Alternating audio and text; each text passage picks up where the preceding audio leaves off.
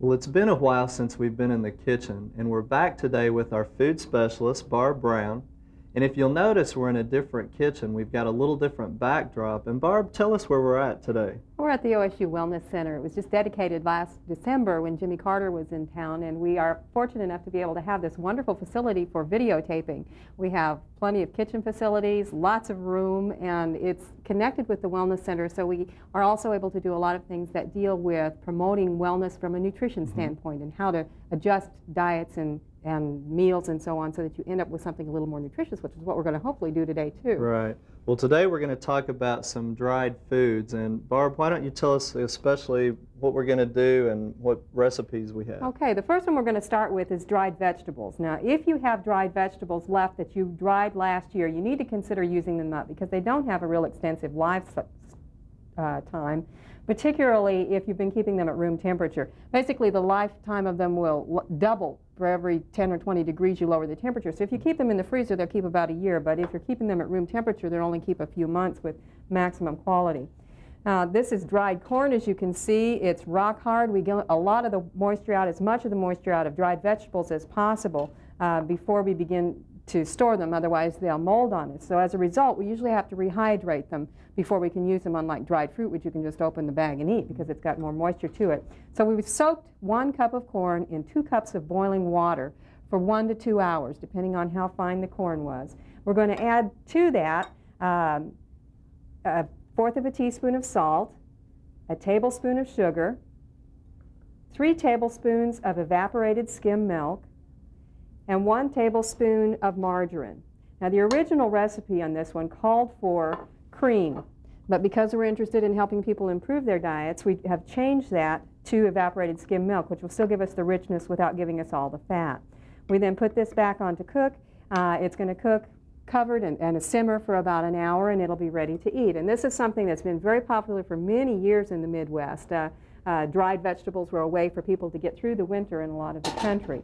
Here we have a sample of what it looks like when it's finished, and we'll set this over here. So really it has a consistency of just canned corn. Right, it's very similar. It's got some of the same color changes because drying is going to cause some of the colors to change with dried corn the same way that the heat process in canning will cause some color changes too. And the next thing we're going to do has to do with dried fruit, and this is a kind of bran muffin. We have whole wheat flour, 1 cup of whole wheat flour, 1/2 cup of all-purpose flour, 1/2 cup of bran flakes, 1 teaspoon of baking soda, and 1/4 of a teaspoon of salt, which again, because we're interested in improving people's diets, we've cut down a little bit on that.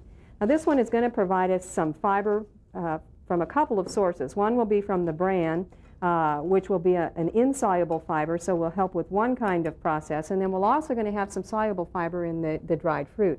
And I'll let you get started on this part down here. We have 1 egg, and if you'll beat that up a little bit with a fork, you can do it either inside the bowl or inside the little bowl. Okay. And to that we're going to add 1 1/4 cups of buttermilk,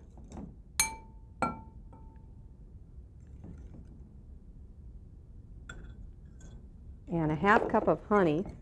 Now one of the tricks with honey is to spray the container with vegetable spray or measure out your oil in that container first. Otherwise, honey tends to stick to the jar and you spend half of your time just trying to get it out of the container.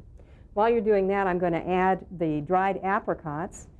We have 3/4 of a cup of dried apricots, and we also have 2/3 of a cup, or 1/3 of a cup of nuts, excuse me. We're going to blend those together with the dry ingredients so that they won't all sink to the bottom. As long as they're coated with the flour, that we'll get a better mixture.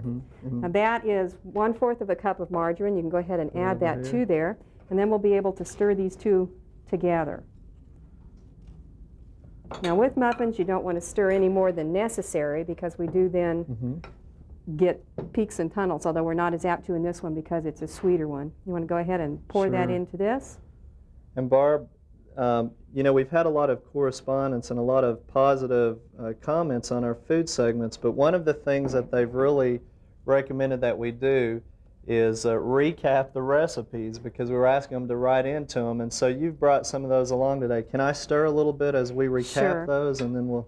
Sure, you go ahead and do that while I go through the recipe once more. First one was for the, we'll go through with the muffins since we're still working on that one. It was 1 cup of whole wheat flour, 1/2 cup all-purpose flour, 1/2 cup bran flakes, 1 teaspoon baking soda, 1/4 teaspoon salt, 3/4 cup dried fruit, and we used apricots, but they could use whatever they had dried last summer, apples or cherries, whatever. 1/3 cup chopped nuts, 1 egg beaten, or 2 egg whites if you're trying to cut down cholesterol, 1 1/4 cups buttermilk, 1/2 cup honey, and 1/4 cup margarine melted. You blend those together in the order we've done, and then they're going to be baked at 350 degrees for 25 minutes or 20 to 25 minutes, depending on the temperature of your oven. So we've got it started up. The next thing is just put it in our pan here, Right. and this is a finished product. That's the finished product. Okay, why don't you recap the corn for us real Okay. quick? It's 2 cups of boiling water and 1 cup dried corn, and those two are allowed to soak together for an hour to 2 hours, depending on how fine the corn is browned. You'll just kind of have to test it to find out. 3 tablespoons evaporated milk, 1/4 teaspoon salt, 1 tablespoon sugar, 1 tablespoon margarine, and you then combine those ingredients together and let it simmer for about an hour or so. Well, thanks, Barbara. And of course, if you didn't get the recipes, you can still get these from your county extension service, so we encourage you to stop by there if you missed out again. And Barb, thanks again for the nutritious tips, and we're going to be having Barb back again in the next few weeks to come. Thanks, Barbara. Thanks, Steve. We hope you've enjoyed this classic from the Oklahoma Gardening Vault. Remember, even though these tips and techniques are timeless, there's always something new to learn in the world of gardening. By subscribing to both Oklahoma Gardening and OK Gardening Classics, you'll have access to a wealth of gardening knowledge, both classic and contemporary.